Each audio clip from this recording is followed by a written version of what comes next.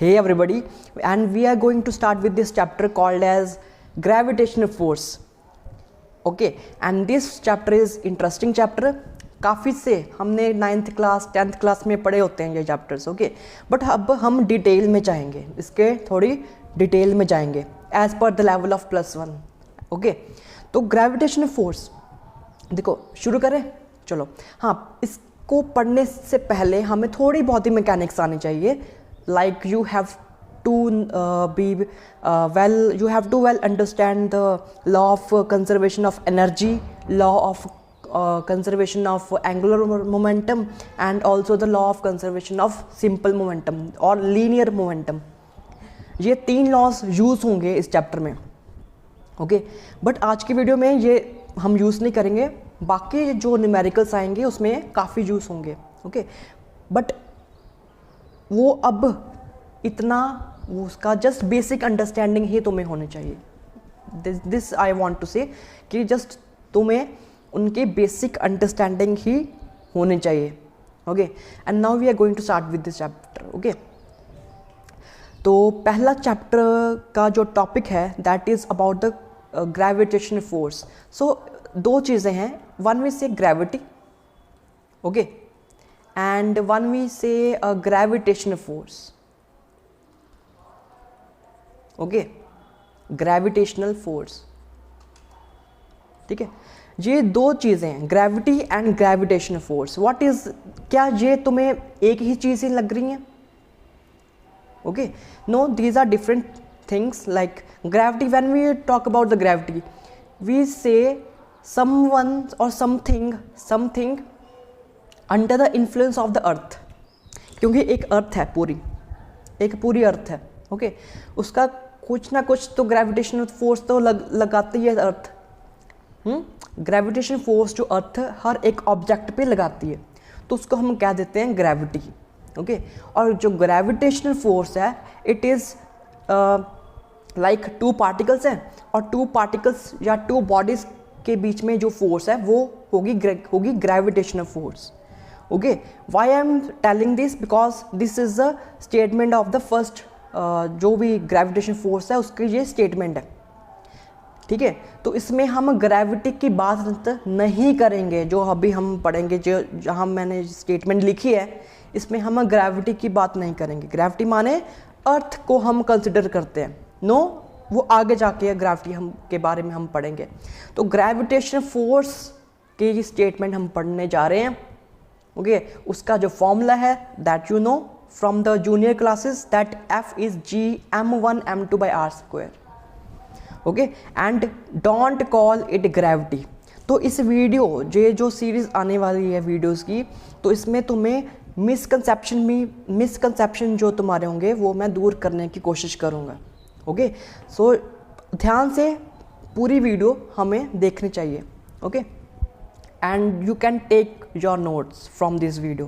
Okay, so this is the simple thing. F is equal to G m1m2/r². कोई भी formula हम पढ़ते हैं उसका मतलब हमें पता होना चाहिए. Okay, so what is the meaning of this formula? F is the gravitational force that you know already. What is G? G is the universal gravitational constant and it has the fixed value which is 6.67 into 10 power minus जो मैंने लिखी है यहाँ पर. Okay, and इसका unit है Newton metre square पर KG square. देखो, इसमें तुम्हें ग्रेविटेशनल कांस्टेंट की वैल्यू ही याद रखनी है, that is 6.67 into 10 power minus 11, और उसका जो SI यूनिट है you don't need to remember that. क्योंकि तुम्हें अब फॉर्मूला पता लग गया ना. फॉर्मूला क्या है? Force F is equal to G m1m2/r². और इसका अगर हम G का लेना चाहें SI यूनिट तो वो कितना आएगा? पहले G कितना आएगा वो देखो. G आएगा F/r²/m² लिखता हूँ. ठीक है, लिख देता हूँ. ठीक है, m². So what is the, देखो G is this. Okay, G is this. So what is the SI unit for G? It will be Newton. देखो फोर्स का क्या है? फोर्स का है न्यूटन, तो मैंने न्यूटन लिख दिया. R which is the distance. R is the distance between the 2 objects. और टू पार्टिकल्स, उन दोनों के बीच में क्या है, जो डिस्टेंस होगा वो क्या है, r, and this is Newton metre square, क्योंकि डिस्टेंस का ऐसा unit we know it is metre, so metre square, and your mass का square that is kg square, so kg -2 लिख सकता हूँ. So this is the SI unit for the gravitational constant. तो इसलिए मैं कह रहा हूँ बेसिक मास की तुम्हें SI यूनिट पता होनी चाहिए, टाइम की पता होनी चाहिए, और डिस्टेंस जहाँ लेंथ की पता होनी चाहिए. तो क्योंकि बाकी जो भी फॉर्मूलेस हैं वो इन 3 बेसिक फंडामेंटल जो क्वांटिटीज़ हैं उनसे ही ड्राइव होते हैं. ओके, ठीक है. So don't ever remember the SI unit. Okay, वो तुम्हें खुद निकाल सकते हो. ठीक है. सो आगे है statement. So statement is very very important. ठीक है. एक जो मिसकंसेप्शन होगा वो आएगा इसमें. ठीक है. हम थोड़ा सा देखो इसका जो मतलब, हमने फिजिक्स क्या है, फिजिक्स कैसे पढ़ते हैं. Physics is all about the driving the meaning from the statements. जो हम डेफिनेशन पढ़ते हैं उसकी अच्छी समझ होनी चाहिए. ठीक है. तो अगर अच्छी समझ होगी तो जो हमारे मिसकंसेप्शन बनेंगे वो भी बहुत कम बनेंगे. Okay. So this statement is, it states that the force between the two particles is directly proportional to the product of the masses while inversely proportional to the square of the distance between them. This is basically what the formula is saying. समझ लग गया होगा, but notice करना है, मैंने यहाँ पर थोड़ा सा इम्फेसिस स्ट्रेस डाला है पार्टिकल्स पे. ठीक है. तो मैंने लिखा है कि जहाँ से तुम्हें कौन सी मिसकंसेप्शन हो सकती है. मिसकंसेप्शन माने कॉन्सेप्ट का थोड़ा सा हमें गलत मीनिंग अगर समझ लग गया है, ओके, तो उसको हमें दूर करना है, गलत मीनिंग को दूर करना है, और जो सही मीनिंग है उसको हमने सीखना है. तो पार्टिकल्स हमें कहेंगे हमेशा पार्टिकल्स. ठीक है. कई के बुक्स में भी अगर तुम्हें 9th क्लास जहाँ देखो वहाँ पर बॉडीज लिखा हुआ होता है. 11th क्लास की बात नहीं कर रहा, बिकॉज ये चैप्टर हमें जूनियर 9th क्लास या 10th क्लास में हम पढ़ते हैं, और वहाँ पर एक बहुत ज़्यादा भयंकर मिस्टेक हो जाती है by saying bodies. Okay, no, we shouldn't call it bodies, we should call it particles only.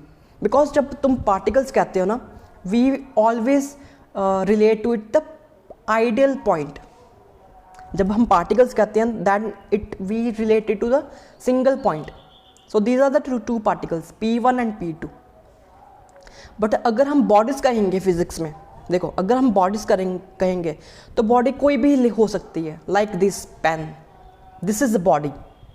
Okay, this is the cardboard and this is also the body. So when you say body तो बहुत सारे different bodies हो सकती हैं. But when you say particles then it means you are talking about the single point particle. okay, जिसकी ना width है ना कोई size है. तो इस फॉर्मूले इस जो स्टेटमेंट का मतलब है वो पार्टिकल्स के बीच में जो फोर्स है वो है हमारा, कि जो पार्टिकल्स हैं उनके बीच में फोर्स देखनी है, ना कि बॉडीज के बीच में फोर्स देखनी है. ठीक है. अभी ये न्यूमेरिकल कराऊंगा एक रॉड का और एक पार्टिकल के बीच में कितनी फोर्स लगती है, वहाँ पर ये वाला आंसर नहीं आएगा. देखो फॉर्मूला यही यूज़ होगा. ओके, देखो अगर तुम्हारे पास एक रॉड है, अभी देखो अगर तुम्हारे पास एक रॉड होती और एक पार्टिकल होता तो इसमें जो ग्रेविटेशन फोर्स लगता वो इस फॉर्मूले से तो हम निकालेंगे. ओके, बट तुम देखोगे आगे कैलकुलेशन में हम इंटीग्रेशन, डिफरेंशिएशन वगैरह यूज़ करेंगे. वो क्यों करेंगे? वो इसलिए करेंगे क्योंकि ये जो न्यूटन का लॉ है वो पार्टिकल्स के लिए है. बट ये अगर मैंने कुछ rod they the, that is not a now, this not a particle now, this is a body, linear body, straight body. तो वहाँ पर हम यूज़ करेंगे इंटीग्रेशन, डिफरेंशिएशन, बिकॉज न्यूटन साहब ने हमें पार्टिकल्स के लिए फोर्स का फॉर्मूला बताया है, not of the bodies. I hope this is clear to you. जहाँ से एक मिसकंसेप्शन अराइज हो सकता था, बट अगर तुम्हें समझ लग गई है then it is okay. Okay, So next we move on to this thing called as numericals. Okay, देखो ग्रेविटी जो चैप्टर है, ग्रेविटेशन फोर्स चैप्टर है, इसका जो बेसिक जो हमें समझना था वो एक स्टेटमेंट समझनी थी, and that is physics over for the gravitation force. बस यही तो समझना होता है इसमें. तुम एक और चीज़ें भी समझ सकते हो, that gravitational force between the two particles also obey the gravitation force Fg obeys inverse square law. Okay, और it obeys Newton's third law.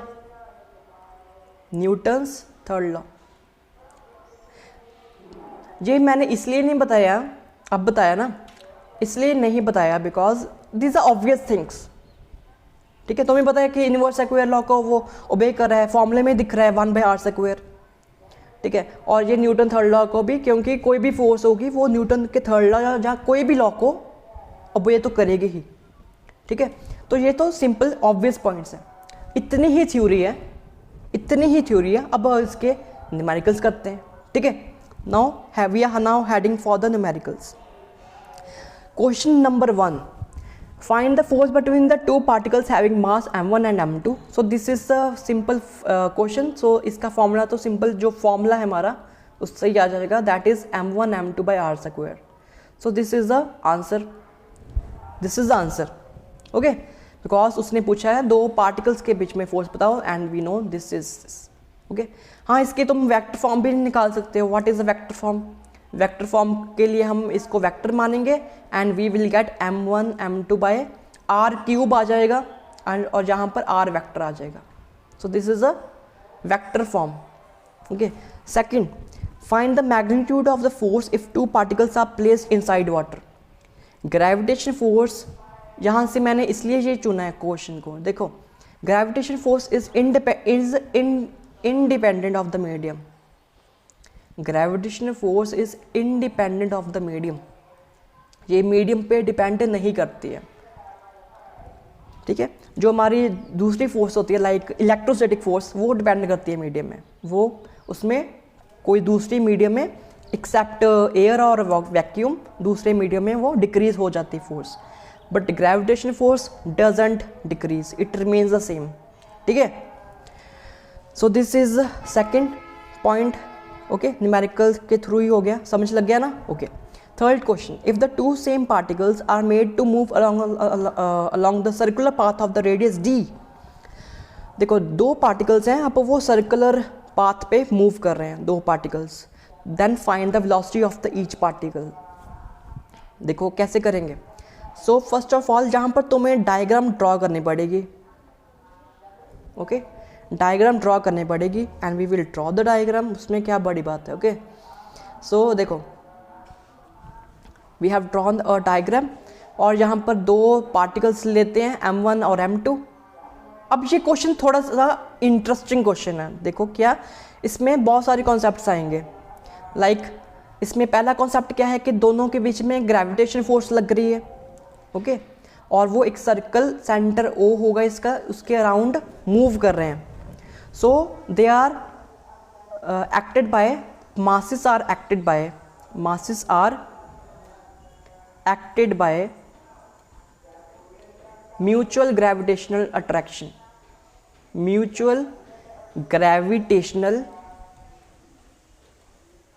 attraction. और इसका फॉर्मूला क्या है, that is F is equal to g m1 m2 by r². और r कितना है, if the radius is d. देखो, अब रेडियस d है तो इसके बीच में जो डिस्टेंस होगा that will be the diameter. Okay, तो डायमीटर कितना होगा, वो होगा 2d. तो इसका होल स्क्वायर कर देंगे, we will gate 4d². Okay, अब देखो, सेंट्रीपिटल फोर्स लगेगी इस सर्कुलर पाथ पे. ओके, तो वो सेंट्रीपिटल फोर्स क्या होगी, that will be m1v² by r. m1v² by r. और यहाँ पे पार्टिकल्स का मास सेम ले लो. अब यहाँ पे पार्टिकल्स का मास सेम ले, दो केसेस हो सकते हैं इस क्वेश्चन के। पहला क्वेश्चन क्या होगा, दैट पार्टिकल्स, मैं लिख देता हूँ case one would be particle mass is same, particles mass is same, that is m1 is equal to m2 is equal to m। तो ये सिंपल केस है, ठीक है, ये है सिंपल केस। तो अगर दोनों सेम है then we will simply write gm²/4d², और इससे जो घूमने की जो फोर्स है that is the centripetal force and it is mv²/r, and we will get r कितना है, r is d here, and you know we will get 1/2, यहाँ से m² कट हो गया, and we will get velocity ढूंढनी है ना हमने, तो वेलोसिटी कितनी आएगी 1/2 √gm/d। This is the answer, this is the velocity. But what if the particles are not the same, if the particles have the different masses? Now we are talking about the case 2. Particles have different masses now, have different masses,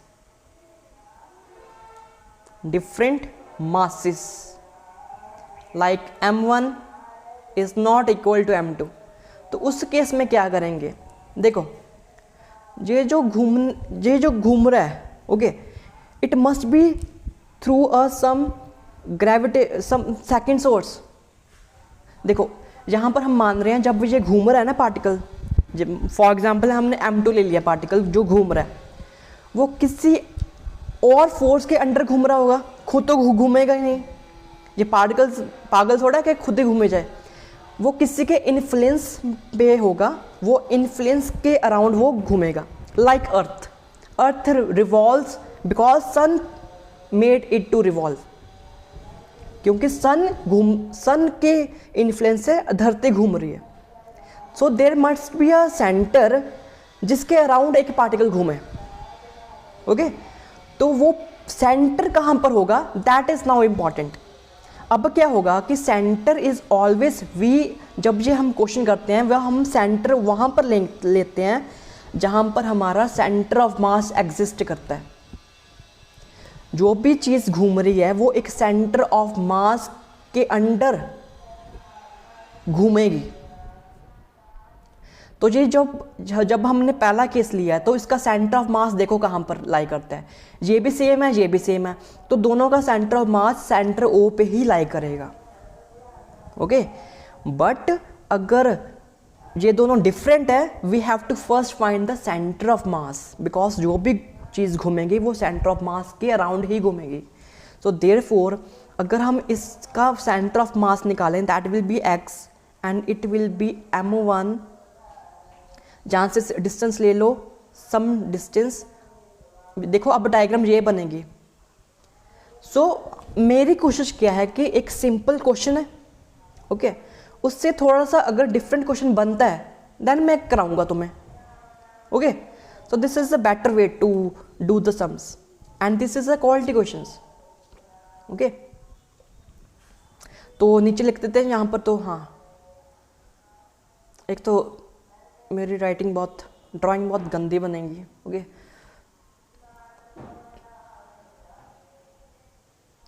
क्या हो गया? So this is the circle. Now center of mass is not at the center of circle. It should be like here. If this mass is like 2m, now let it to be 2m and let it to be m. Now what is the center of mass? It will be m times, let call it x. Let call it अगर ये तुम्हें दिया गया होगा like it will be x1 and it will be the x2 distance. So mx1 plus 2mx2 over m plus नीचे masses का सम करते हैं, that is 3m.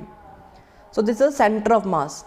जो भी आंसर तुम्हें अगर गिवन होगा क्वेश्चन में, like you would be given x1 is this, x2 is that, तो उसमें वैल्यूज पुट कर देंगे।